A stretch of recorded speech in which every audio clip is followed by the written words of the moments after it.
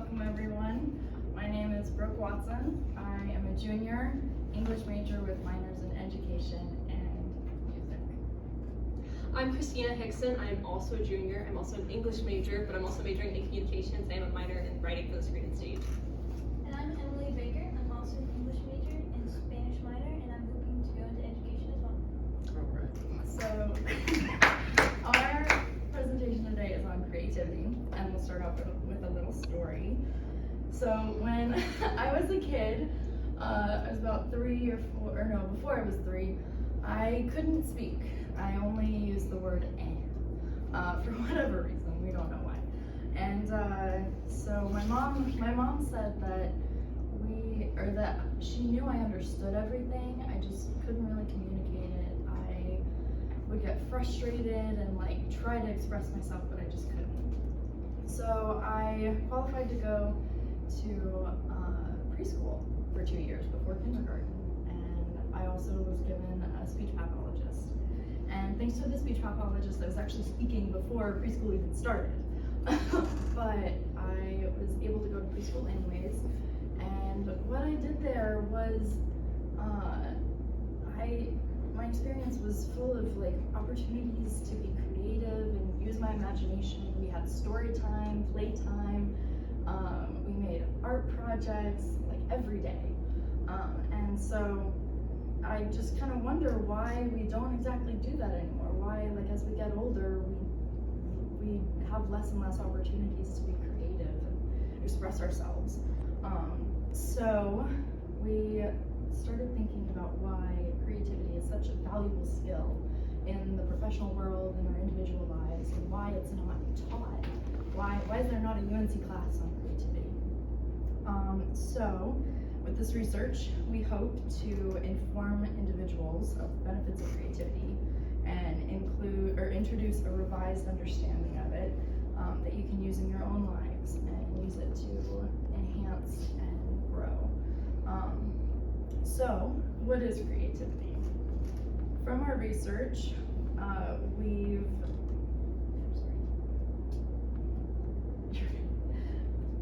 from our research, and for the purposes of this study, creativity can be understood as a skill developed and practiced through habits of mind and processes unique to individuals. According to a study on creativity and self-efficacy, very broadly, it can be condensed to 4 factors. First is fluidity, which is the talent or ability to produce many ideas. Next is elaboration, which is the talent of attending to detail. Next is originality, which is the talent to produce new and unusual fresh ideas. And then flexibility, which is the talent to produce different or ideas or ways. So as college students, it's important for us to understand the value of creativity and the versatility that it has. It's not just something for humanities majors or creative types, but something that can enhance the lives of each one of us, socially, professionally, and individually. So to accomplish our goals and gather information, we interviewed Dr. Keith Sawyer, Dr. Michael Gutierrez, and Professors Daniel Wallace and Adam Price. All faculty members here at UNC who specifically deal with creativity and the production of original art and material in writing, art, and thought. We also interviewed artist and art teacher Grace Martin and dove into research involving creativity and the creative process and creativity in education. So, supported by the interviews and research from essays and articles, we've isolated 4 myths surrounding creativity, and in that process found new attitudes toward the creative process and what it actually takes to be creative. So our first myth is that creativity is a flash of inspiration.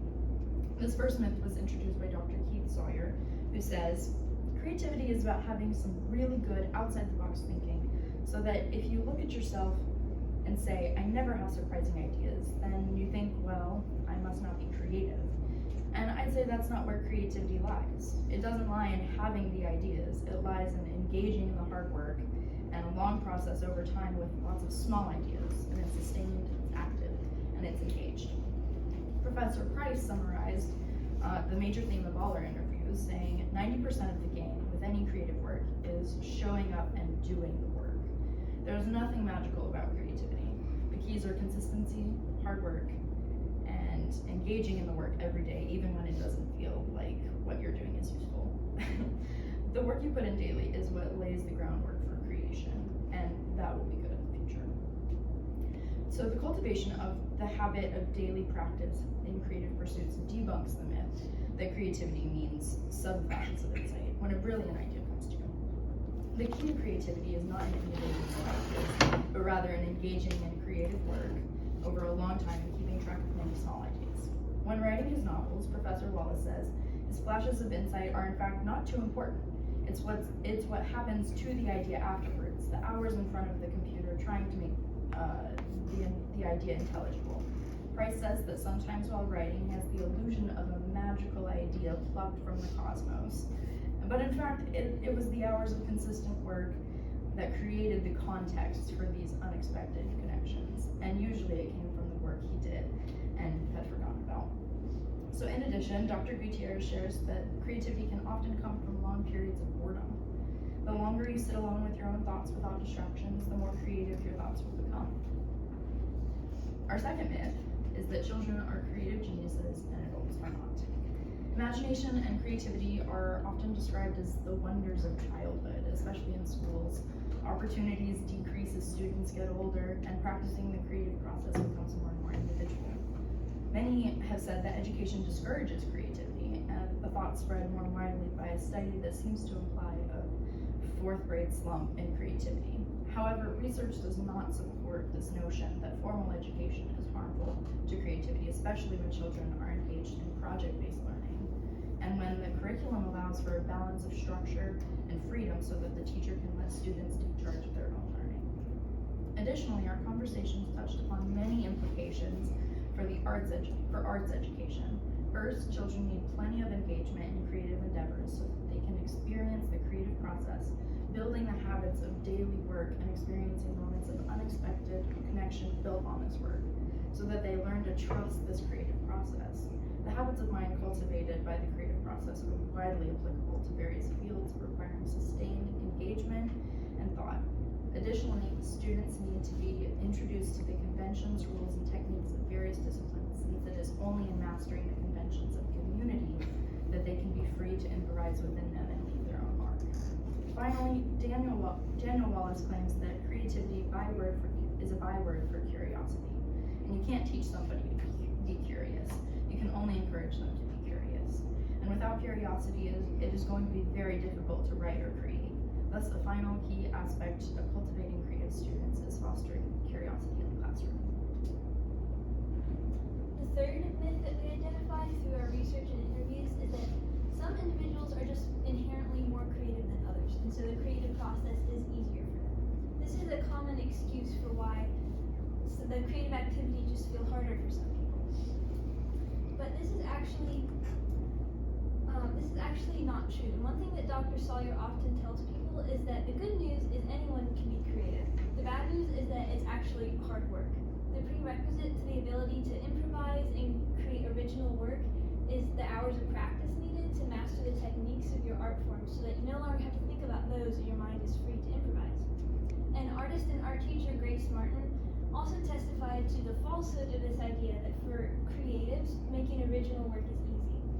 She said that she often doesn't feel creative or inspired to sit down and paint.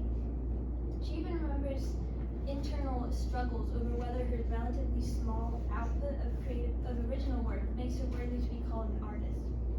She told us a story once about sitting in a coffee shop drawing a sketch of an eye, and someone came up and asked if she was an optometrist. And this simple question sent her into a complex internal crisis over whether her fluctuating creativity levels warranted her calling herself an artist. So all these conversations suggest that creativity isn't one skill that you're just given, but it's rather processes of mind that you can practice over time. When Albert Einstein died, a pathologist, Thomas Harvey, took his brain and studied it and sent out portions of it to be examined, and it was found that his brain was actually relatively small compared to that of most males, but it was the density of neurons that was most notable. And this is kind of a helpful picture. It's not the size of the dose of creativity you're born with that determines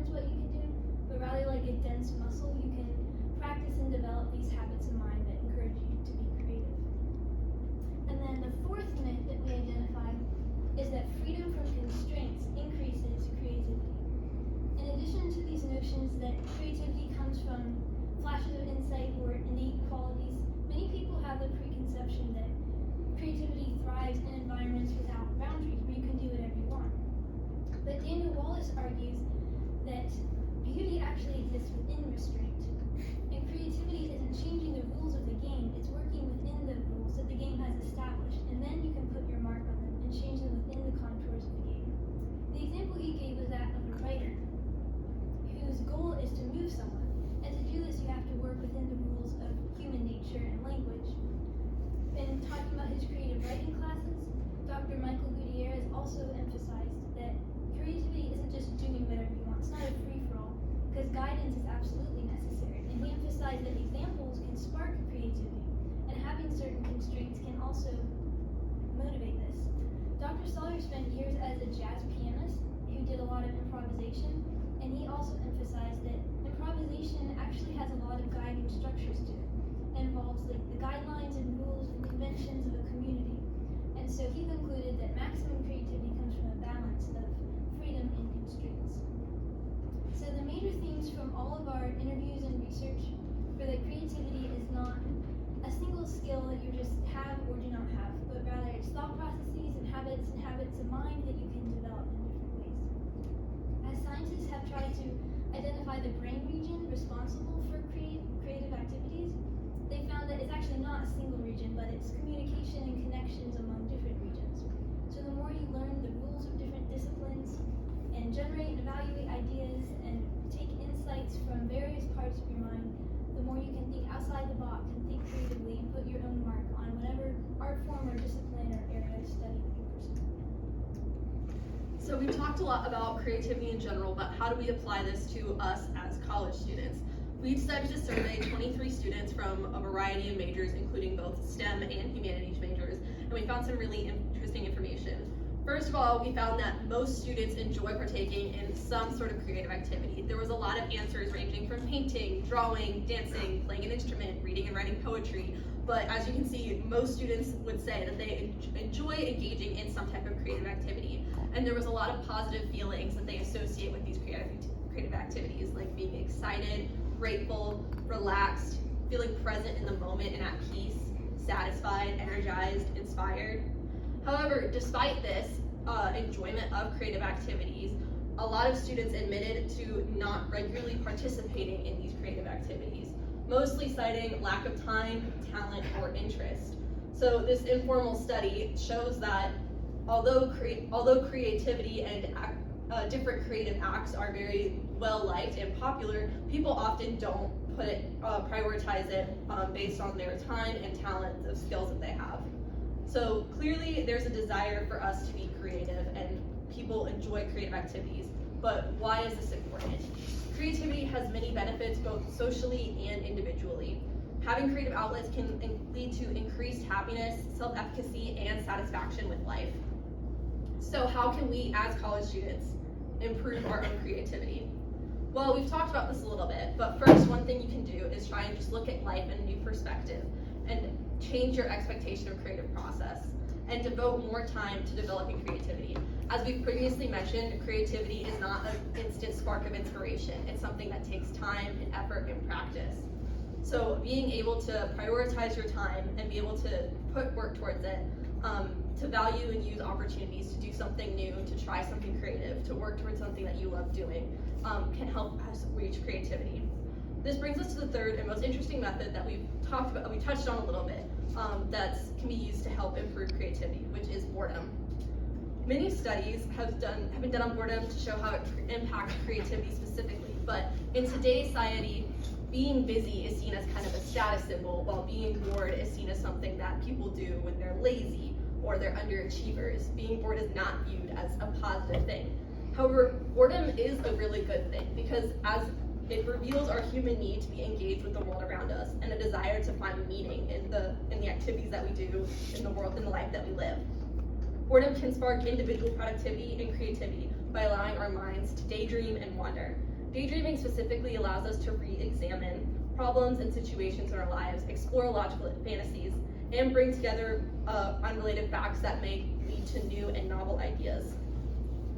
In today's day and age, Technology has decreased the frequency that we're bored. Technology makes it easy to have lives filled with distractions. At the touch of our fingertips, we can play games, connect with others, have endless amounts of information. This may seem like a negative thing, and in some ways it is, but it can also be a really positive resource to learn more about being creative, to reach out to others who are interested in the same things as you, and to share any creative activities that you may be doing. So it's important to balance how technology can be used as a resource, but also recognize when it may be time to put down the phone and sit alone by yourself. So what specifically can college students do to tap into their creative side? Well, we've already mentioned it a few times, and Dr. Gutierrez has a simple answer. Force yourself to be bored. Go sit outside, take a minute, put your phone down, and just sit with your thoughts, and you'll be surprised what you come up with. Another thing that we, specifically as college students, can do is take humanities classes, even if you are not a humanities major. After college, it's highly unlikely that anyone is ever going to force you to read a book again, and that is something that you would have to choose to do.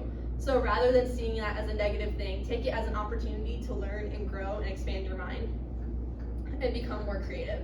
Humanities should not just be considered blow-off classes. It's an essential part of life, and it's necessary just like any other subject that you might be interested in.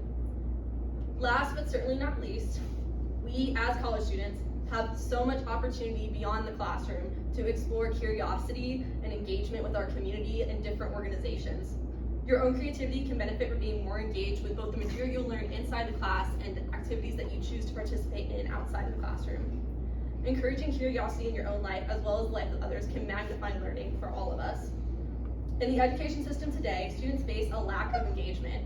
Although 80% of elementary schoolers are considered to be engaged in school, less than 33% of 11th graders are engaged. It should be a goal for us to continue to be engaged both in our classes and outside the classroom, our lives. In the end, creativity gets us in touch with what it means to be human. Whether it's in a more practical sense, such as being able to solve a problem in a new way, or in a more human sense. Creativity can come from beauty and also create beauty. And the appreciation of beauty is one of the most core human experiences. I know growing up personally, I always loved creative writing, and I remember asking my first grade teacher for extra writing assignments because I just wanted to tell more stories. As I went through middle school and high school, I felt more discouraged from taking this path. It wasn't as emphasized, it didn't seem as important, and I never felt there was something that I could truly pursue or be worth my time. I'm really glad that in the past few years, during my time in college, I've taken the most of my experience with the humanities and been able to explore this more creative side of myself. And I'm even in the writing for the screen and stage minor now. I know that even if I don't end up pursuing creative writing, the skills that have come with growing my creativity are skills that I can carry with me and apply to many different workplaces, whether they're more creative or more practical. We hope that we've shown you how creativity is an important skill for everyone, and we encourage you to find ways in your own life that you can connect with your creative side.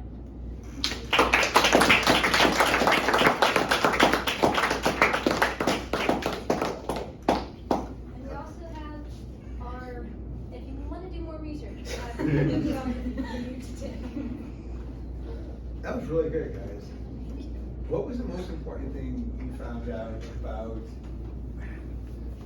that transition from, I think it was like 4th grade, when a high percentage of people feel they're engaged in creative activities, to 11th grade, I think you said, when only 3% of people. Somebody else actually found that stat. A lot of it was just the emphasis on test scores, so teachers had less freedom to let the students follow their interests. There's a lot of research on how I think we mentioned project-based learning and how there's more flexibility so kids kind of feel more ownership of it, and a lot of that just has to end the way testing is set up. It seems like project-based work, though, is also team-based work. And the most complaints I get from students is when you ask them to work in groups. It seems like it creates the greatest amount of, am I wrong in that assessment? There's always you guys were all the one kid in a group who did all the work and everyone else just avoided you. And it creates anxiety. So it seems to me that there's some sort of disjuncture there in terms of this opportunity for, group work, but then the problems that it creates at the same time. And also toward conformity to create what the teacher wants. Any thoughts? That's certainly a good point. I think not